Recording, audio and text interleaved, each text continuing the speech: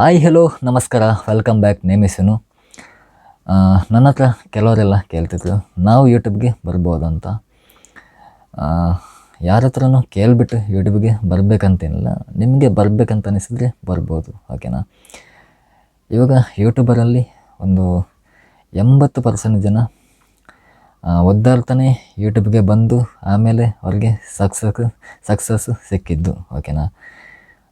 ನಾನು ಯೂಟ್ಯೂಬಲ್ಲಿ ಒದ್ದಾಡಿದ್ದೀನಿ, ಇವಾಗಲೂ ಒದ್ದಾಡ್ತಾಯಿದ್ದೀನಿ. ವ್ಯೂಸ್ ಬರಲ್ಲ, ಜನಗಳು ನೋಡಿದರೆ ಮಾತ್ರ ವ್ಯೂಸು, ಓಕೆನಾ. ಯೂಟ್ಯೂಬ್ಗೆ ಯಾರು ಬೇಕಾದರೂ ಬರ್ಬೋದು, ನಿಮಗೆ ತಾಳ್ಮೆ ಇರಬೇಕು, ಓಕೆನಾ. ತಾಳ್ಮೆ ಇದ್ದರೆ ಮಾತ್ರ ಯೂಟ್ಯೂಬ್ಗೆ ಬನ್ನಿ, ಇಲ್ಲಾಂದರೆ ಬರೋಕ್ಕೆ ಹೋಗ್ಬೇಡಿ. ನೀವು ಯಾವ ಯೂಟ್ಯೂಬರ್ ಹತ್ರ ಕೇಳಿದ್ರು ಯೂಟ್ಯೂಬ್ಗೆ ಬರ್ಬೋದು ಅಂತ ಕೇಳಿದರೆ ಒಂದು 80% ಜನ ಬೇಡ ಅಂತಲೇ ಹೇಳ್ತಾರೆ. ನನ್ನ ಹತ್ರ ಕೇಳಿದರೆ ಬನ್ನಿ ಅಂತಲೇ ಹೇಳ್ತೀನಿ. ಯಾಕೆ ಅಂತ ನಾನು ಹೇಳಿದರೆ, ಇವಾಗ ನಾನು ಒದ್ದಾಡ್ತಾ ಇರ್ಬೋದು, ಓಕೆನಾ. ಯೂಟ್ಯೂಬಲ್ಲಿ ನನಗೆ ವ್ಯೂಸ್ ಇಲ್ಲ ಅಂತ ನಾನು ಒದ್ದಾಡ್ತಾ ಇರ್ಬೋದು, ಹಾಗಂತ ನೀವು ಒದ್ದಾಡ್ಬೋದು ಅಂತ ಹೇಳೋಕ್ಕಾಗಲ್ಲ. ನಿಮಗೇನಾದರೂ ಲಕ್ ಅಂತಿದ್ದರೆ ಒಂದೇ ಒಂದು ವೀಡಿಯೋದಲ್ಲಿ ನೀವು ಸಕ್ಸಸ್ ಕಾಣ್ಬೋದು. ಎಷ್ಟು ಜನರಿದ್ದಾರೆ, ಓಕೆನಾ. ಒಂದೇ ಒಂದು ಅಂದರೆ ತುಂಬ ಕಡಿಮೆ, ಒಂದು 100ರಲ್ಲಿ ಒಂದು 5% ಜನ ಸಿಗ್ಬೋದು. ಆ 5% ಜನರಲ್ಲಿ ನೀವು ಒಬ್ಬರಾಗಿರ್ಬೋದು, ಓಕೆನಾ. ಹಾಗಾಗಿ ಯಾವುದನ್ನು ಕೇಳಬೇಕಾಗಿಲ್ಲ. ನೀವು ಯೂಟ್ಯೂಬಲ್ಲಿ ಸರ್ಚ್ ಮಾಡಿ, ನಿಮಗೇನಾದರೂ ಚಾನಲ್ ಮಾಡೋದು ಹೇಗಂತ ಗೊತ್ತಿಲ್ಲ ಅಂದರೆ ಯೂಟ್ಯೂಬಲ್ಲೇ ಸರ್ಚ್ ಮಾಡಿದ್ರೆ ಬರುತ್ತೆ. ಇಂಗ್ಲೀಷ್ನಲ್ಲೇ ಟೈಪ್ ಮಾಡಬೇಕಂತಿಲ್ಲ, ಯೂಟ್ಯೂಬಲ್ಲಿ ಕನ್ನಡದಲ್ಲೇ ಮಾಡಿದ್ರೆ ಬರುತ್ತೆ. ಆಮೇಲೆ ನಿಮಗೆ ತಾಳ್ಮೆ ಇರಬೇಕಾಗುತ್ತೆ. ಒಂದು ವೇಳೆ ಒಂದು 10 ವೀಡಿಯೋ ಅಪ್ಲೋಡ್ ಮಾಡಿದ ತಕ್ಷಣ ಸಬ್ಸ್ಕ್ರೈಬ್ ಬಂದಿಲ್ಲ, ವಾಚ್ ಅವರ್ ಕಂಪ್ಲೀಟ್ ಆಗಿಲ್ಲ ಅಂತ ಅರ್ಧದಲ್ಲಿ ನಿಲ್ಲಿಸೋಕೋಗ್ಬೇಡಿ. ನಿಮಗೆ ಸ್ಟಾರ್ಟಿಂಗ್ ಯಾರೆಲ್ಲ ಏನೆಲ್ಲ ಅಂತಿದ್ರು ಅಂಥವರು ಡಬಲ್ ಜನ ಆಗಿಬಿಡ್ತಾರೆ, ಓಕೆನಾ. ನಿಮಗೆ ಸಪೋರ್ಟ್ ಮಾಡ್ತಿದ್ದವರೆಲ್ಲ ಪುನಃ ಉಲ್ಟಾಗಿಬಿಡ್ತಾರೆ. ಹಾಗಾಗಿ ನಿಲ್ಲಿಸೋಕೋಗ್ಬೇಡಿ. ವಾರದಲ್ಲಿ ಒಂದು ವೀಡಿಯೋನಾದರೂ ಅಪ್ಲೋಡ್ ಮಾಡ್ತಾ ಇರಿ, ಓಕೆನಾ. ಆವಾಗ ಯಾರೆಲ್ಲ ಮಾತಾಡ್ತಿದ್ರು ಅವರು ಮಾತ್ರ ಮಾತಾಡ್ತಿರ್ತಾರೆ, ಓಕೆನಾ. ಸ್ಟಾರ್ಟಿಂಗ್ ಎಲ್ಲರೂ ಲೈವ್ ಆದಷ್ಟು ಮಾಡಿ, ಹಾಗೆ ವೀಡಿಯೋನ ಅಪ್ಲೋಡ್ ಮಾಡ್ತೀವಿ.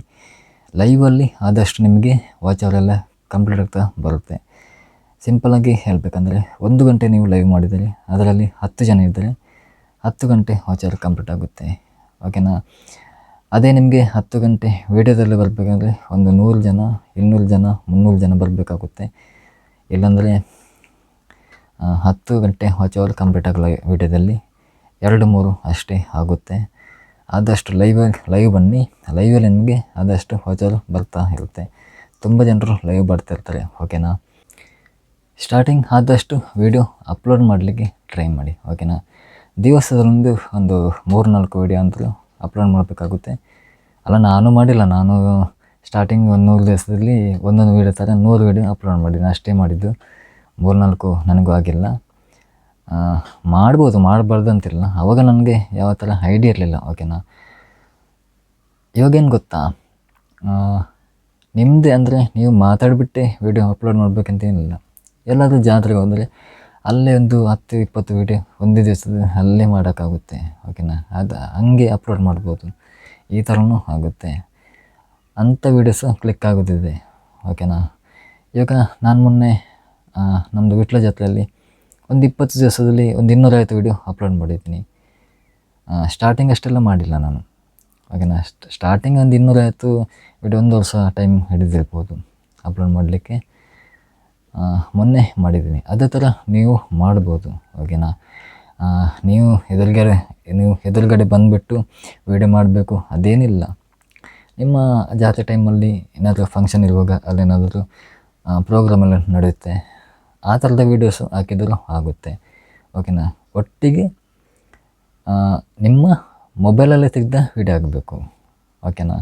ಎಲ್ಲೆಲ್ಲಿಂದ ತಂದು ಹಾಕೋಂಗೆ ಇಲ್ಲ. ಇವಾಗ ಫೇಸ್ಬುಕ್ಕು, ಆಮೇಲೆ ಇನ್ಸ್ಟಾ, ಎಲ್ಲಿಂದೆಲ್ಲ ತಂದರೆ ಅದಕ್ಕೆ ಕಂಟೆಂಟ್ ಅಂತ ಕೊಡ್ತಾರೆ, ಓಕೆನಾ. ಸ್ಟಾರ್ಟಿಂಗ್ ಗೊತ್ತಾಗಲ್ಲ, ಮಾನಿಟೈಸೇಷನ್ ಟೈಮಲ್ಲಿ ನಮಗೆ ಗೊತ್ತಾಗುತ್ತೆ. ಯಾಕಂದರೆ ಆವಾಗ ನಮ್ಮ ಚಾನಲ್ ಚೆಕ್ ಮಾಡ್ತಾರೆ.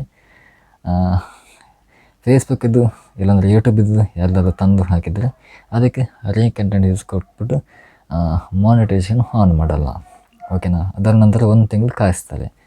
ಈ ಥರ ಎಲ್ಲ ಪ್ರಾಬ್ಲಮ್ ಬರುತ್ತೆ, ಓಕೆನಾ. ಓಕೆ, ಇವತ್ತಿನ ವೀಡಿಯೋನು ಇಲ್ಲಿಗೆ ಎಂಡ್ ಮಾಡ್ತಿದ್ದೀನಿ.